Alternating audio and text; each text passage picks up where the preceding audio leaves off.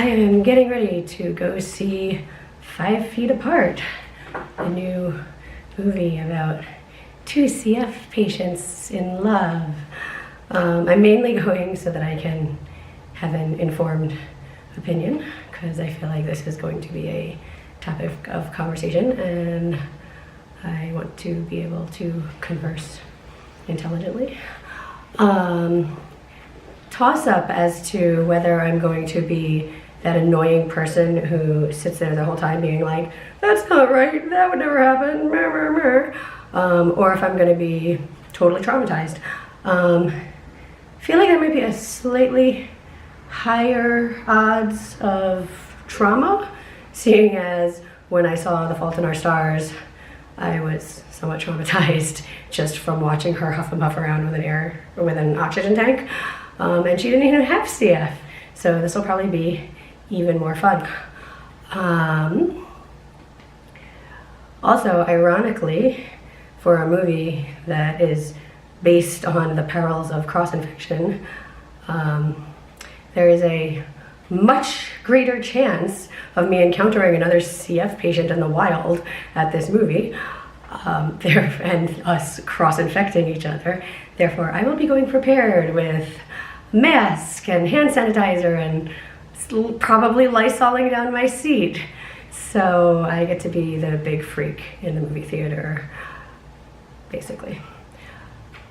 All right, let's see how this goes. So we thought it might be more fun to do this with other people. So my mom and some friends are meeting us at the theater. My mom has already let me know that she is going to be an emotional train wreck, but I might be an emotional train wreck too, so we can be train wrecks together. It'll be fun for everyone involved. And all the handicapped spots are full. Oh wait, here's one. That was about to be disappointing.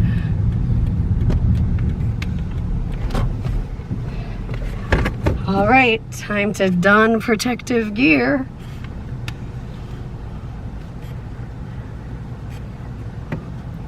Let's get this party started.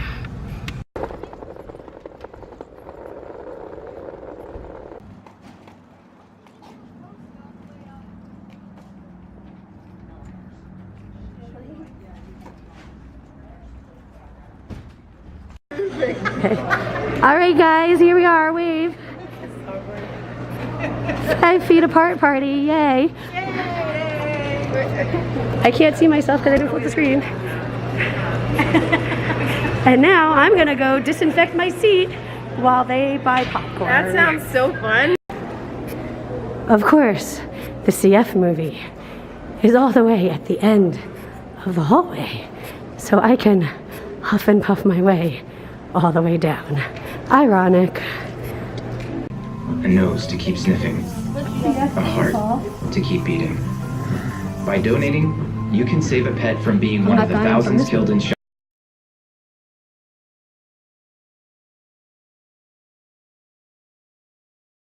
All right, general consensus? But Cole Sprouse is cute, or whatever his name is. He's pretty cute. Did not use up One tissue movie. Very disappointed in the tearjerker factory. The teens behind us seem to enjoy it. But even they, at certain points, were like, oh, this is over the top. And it's definitely over the top. But I heard even them saying that. So I feel like if even the teenagers are saying, oh, that's too much, then you've definitely gone too far. And just to share, your mom and I were talking before we came, and we said the only thing we pray for is it should be really bad, so that way it would be depressing, and it worked. Yes, now I can go home and it's not going to take me like 3 hours to recuperate from it because it was not that sad. So win! Yes, everybody died, so it's okay. Like, everybody died? Everybody didn't Didn't die. Only almost everybody died. The people without CF didn't die. Oh, I did. All right. All right. Good night. Well, so that happened. So surprisingly, not traumatized because there was too much over the topness and too many inaccuracies for me to be traumatized. So for, you know, my own mental health, that's a plus. For the movie, that is not so much of a plus. My overall impression is meh. I'm actually a little bit angry because I feel like they had potential to do a better story and a better movie, and that they squandered it, and I find that very frustrating. So, like, you know, I'm like annoyed about that. I would say it started off, for most of the movie I was kind of like, okay, this is okay. You know, they got a few things really right, and that was nice, and that was kind of like fun to see.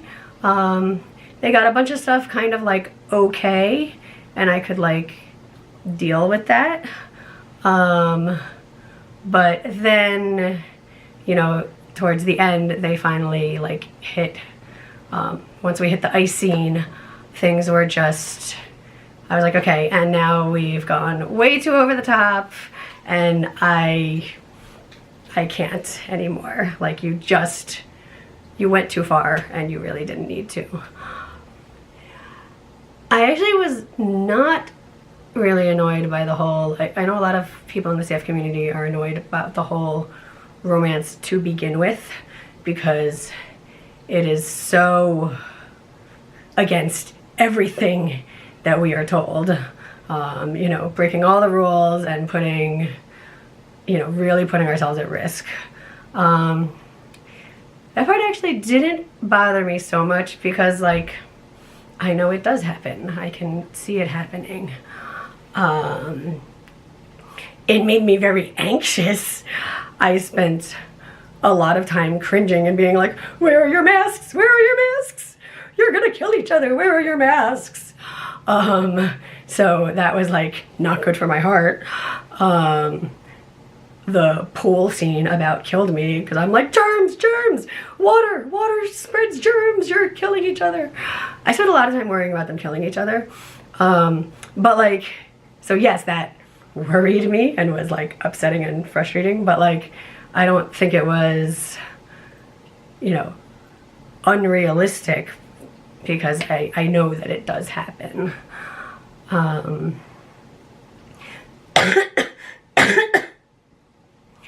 I think the things that bothered me the most were that they weren't sick enough.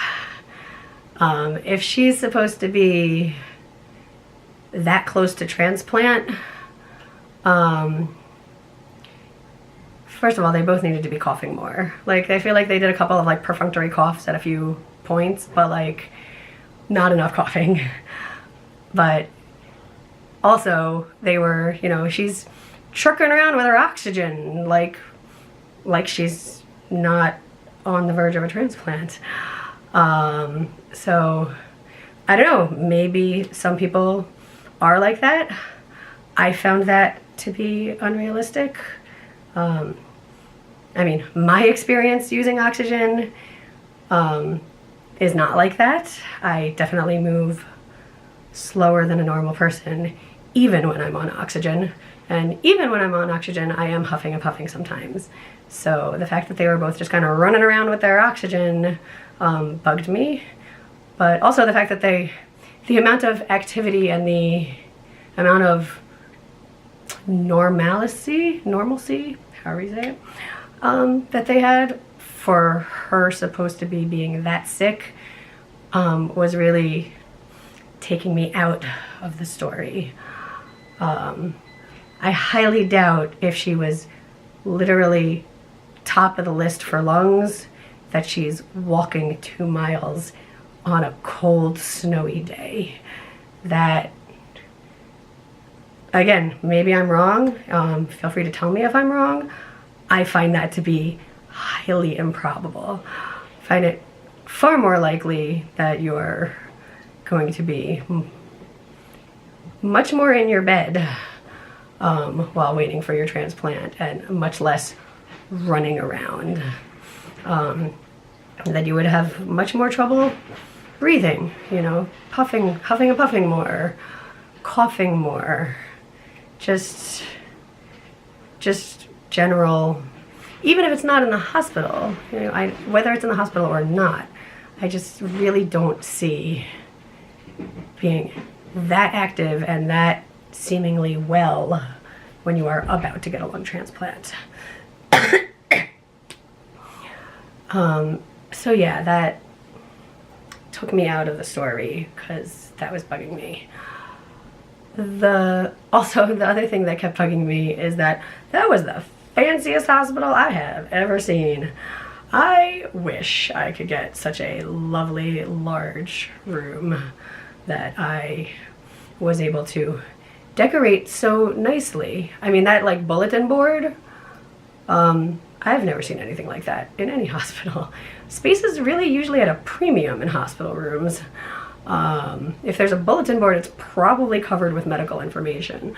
So, you know, and then, you know, the whole like breaking into the cafeteria and having a really fancy dinner, or like, where did the pool come from? Does my hospital have a pool? I want to know. I could go for a little swim when I'm in the hospital. Oh God, it just occurred to me. They both had accessed ports and they jumped straight into a pool. That's an infection waiting to happen. Yeah.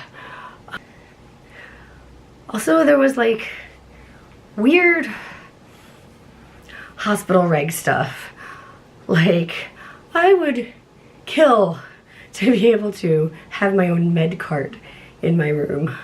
It would never ever happen because they are so careful about making sure that everybody is getting the right medication at the right time, and that it's being documented that, you know, this patient took this medication at this time, etc., that, you know, I find it hard to believe that there's any hospital in America that would just throw a cart with a pile of medications into a patient's room and call it a day. Like, my nurses know that I'm very capable of managing my own medications. They still don't let me do it because it's against regulations. Like, everybody could get in lots of trouble if they did that. The most that we'll get is that, you know, let's say when it's time for my morning meds, you know, they'll pile them all out into a cup and then they'll leave them there for me because they know that I am going to take them, that I am a responsible patient. But they would never leave the full day's worth of medication just out for me to take. Never gonna happen. Maybe there are hospitals that are, you know, less rigid about that, but if anything, what I've seen over the years that I've been in and out of the hospital is that it only becomes more rigid over time. When I was younger, not like, I wouldn't get like a full day's worth of meds, but let's say my enzymes my creon that I need to take whenever I eat something. So instead of me having to call a nurse every time I wanted to have a snack, they would just, you know, give me my day's worth of enzymes and leave it at the bedside for me to take as I need and just let them know about it. That was many years ago. They do not do that anymore. Even though it would be way more convenient for everyone involved. They do not do that. So, like I said, regs keep getting stricter as time goes on. I find it hard to believe that there's anywhere that would allow someone to run their own med cart, but maybe I'm wrong. Feel free to let me know. I would be very curious. Maybe I'll go to that hospital instead. So yes, of course, lots of medical inaccuracies. I guess I also got frustrated because there were things that were inaccurate that they could have found things that were accurate, such as the whole feeding tube infection, sepsis, general anesthesia thing. No, I have a feeding tube. I actually have the exact same feeding tube that she has. Like, as soon as I saw her lift up her shirt, I was like, yay, look, Mickey button. Those things are really easy to change. I changed them myself at home. I had to go into the hospital recently to get it changed only because we were changing the size of the tube, and because of that, they needed to do it for me. But it doesn't involve general anesthesia. They gave me, you know, sedation. They gave me propofol. I actually came out from the procedure high as a kite. Had a really good time for about an hour or two, you know, post-procedure. It was really not a big deal. I don't even think it's possible for a feeding tube to get infected to the point of being concerned about sepsis. If it is infected to the point of being concerned about sepsis, I don't think changing the tube is really the solution. Like, they need to treat the infection. If anything, they would remove the tube entirely to treat the infection, not just replace it. So that, again, took me out of the story, bugged me, because there were plenty of real CF complications that they could have used that, you know, could have led to a, you know, sepsis, general anesthesia crisis of some sort.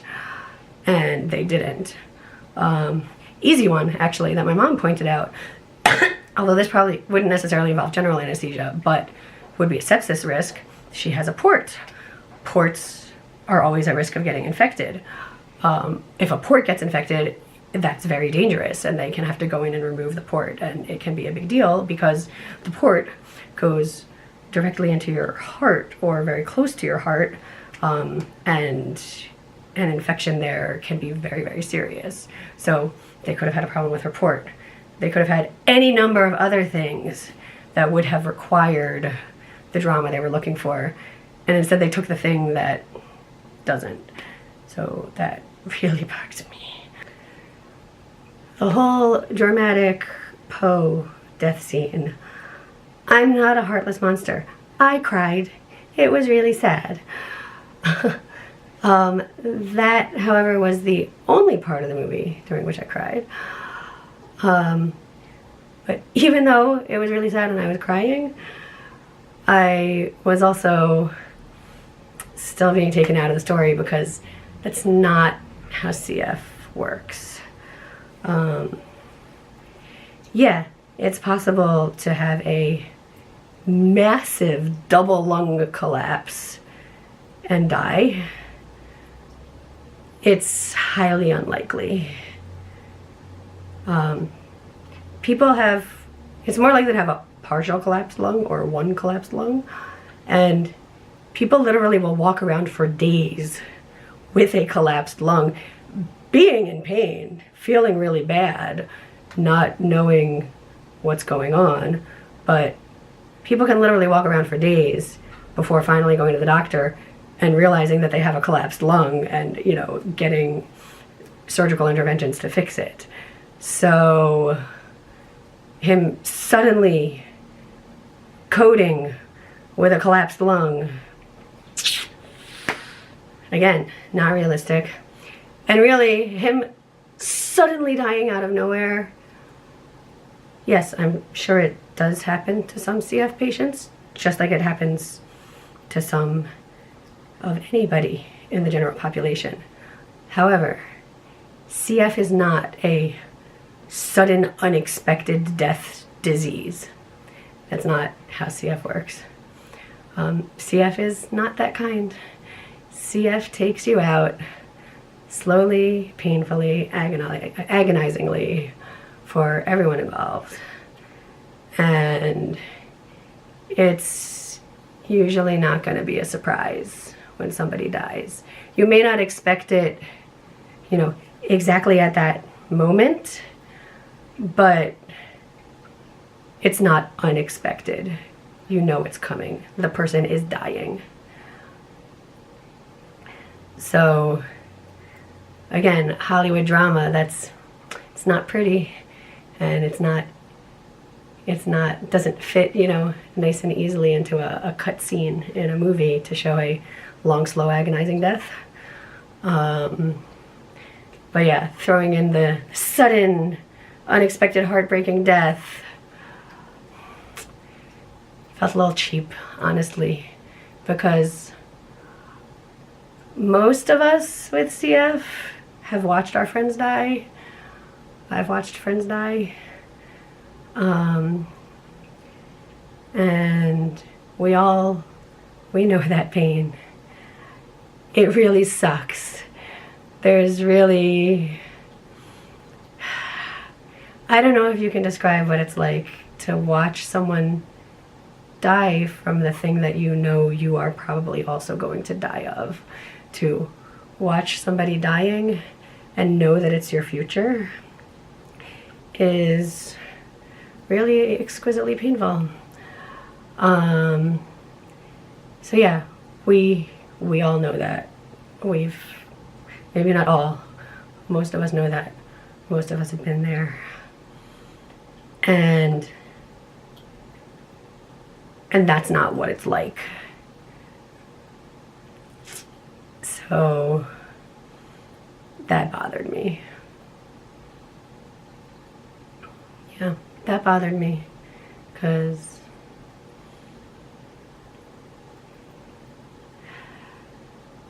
I guess it takes a very real, drawn-out, painful experience, and it made it cheap Hollywood drama. And that, yeah, I'm not okay with that. Kind of funny, the whole like tearjerker scene at the end, where I heard like all the teenage girls in the row behind me like bawling their eyes out. I was not crying because I was too mad about the situation. Because if somebody is literally waking up for the first time post-transplant, that's not the time to be dropping emotional bombshells on her. I was sitting there saying, you're gonna kill her. Just stop. Maybe give her a few days at least to see how she recovers and make sure she's okay and stable before you start, you know, making her bawl her eyes out. So I didn't even cry during that scene at all because I was too angry at why is he doing this, and also why would anybody let him do that at that time period. Immediately post-transplant is not a stable time in a person's life. No matter how great you come through it, like, things are really touch and go at that point. They're going to be doing everything possible to keep her calm and stable and breathing and making sure that she is going to be okay and that she is going to come out of this. Side note, she also came out of transplant way too clean. She would have been heavily sedated. She would have had chest tubes, drainage tubes, all kinds of misery going on. You don't just like, I mean, yeah, they vented her, which is good.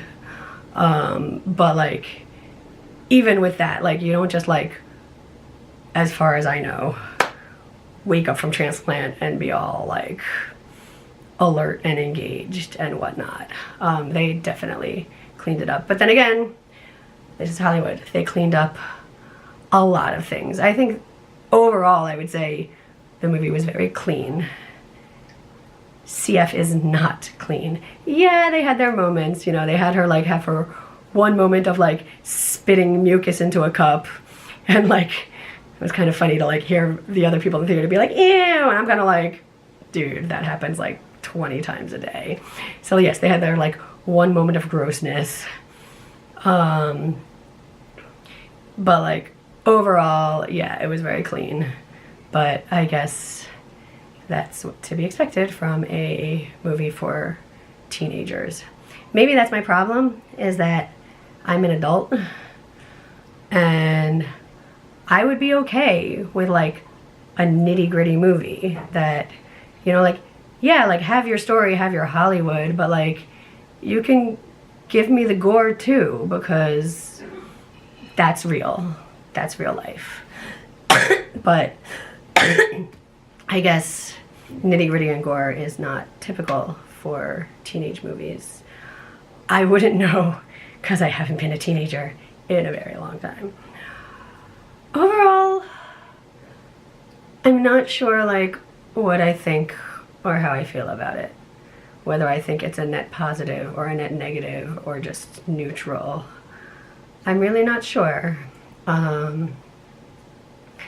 Like on the one hand, positive that people will actually have some concept of cystic fibrosis, maybe get a few less blank stares when I say that I have cystic fibrosis, maybe have people, you know, Googling, maybe have people donating, maybe have people wanting to learn more about CF and educate themselves, and like, that's all good things.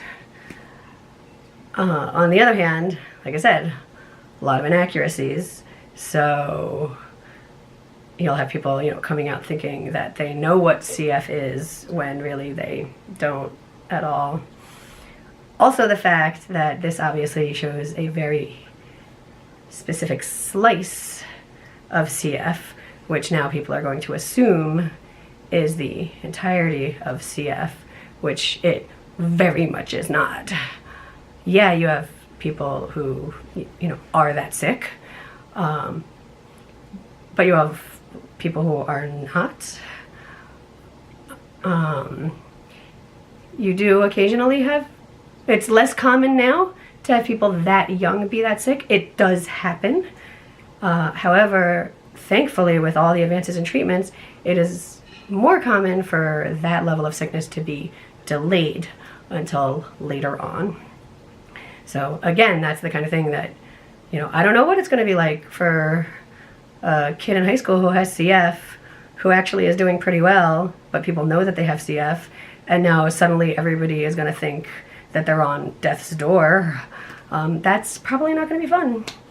So there's that piece. But maybe those things balance out to a neutral. Maybe things in the movie were just like over the top and bad enough that people will look at it and realize that it's not accurate and will not extrapolate from it. I'm really not sure. I'm kind of interested to see what kind of conversations happen in my life over the next, you know, weeks, months, whatever. That will probably give me a better idea of whether this is positive, negative, or neutral.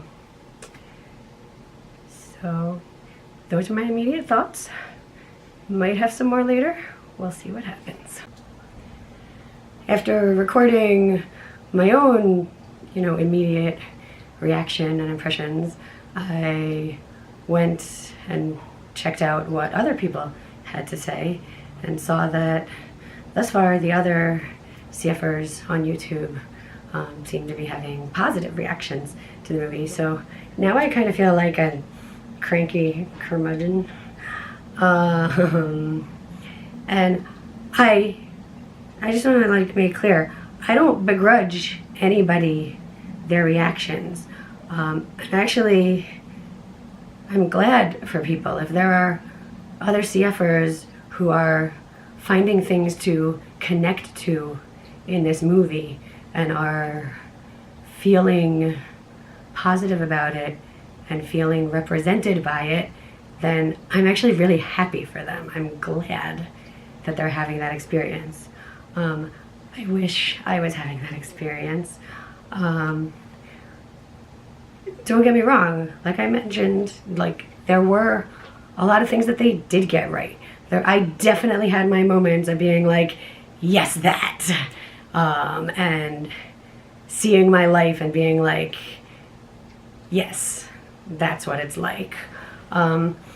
Also, like some of the emotional moments too. I was like, yeah, that's what it's like. That's it. You got it. And I did appreciate those moments. I think part of the reason why I'm so disappointed is precisely because they did have those moments, and I see the potential. I saw the potential for it to be a much more solid movie, and the fact that it started to get it or sometimes got it and then ended up for me falling flat, it makes it more disappointing for me than if it had just been completely off the mark from the beginning. Because I really went into this, I tried to go into this with an open mind. I wanted to enjoy this movie. There were parts where I did get into the story, but then I kept getting pulled back out of it by the things that were grating on me. So I'm sad that I am not getting out of it what some other people are getting out of it, because I really wanted to. And I actually would really love to talk to other CFers who do have a positive view of this, because I want to hear your perspective. I want to understand the ways that you connected to it and what you gained from it.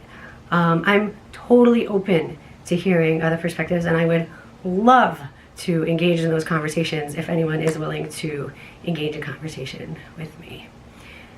So I think that about wraps it up for my 5 feet apart response. This video is definitely already way too long, so we're gonna call it. We're gonna move on, and I'll see you with whatever I decide to do next.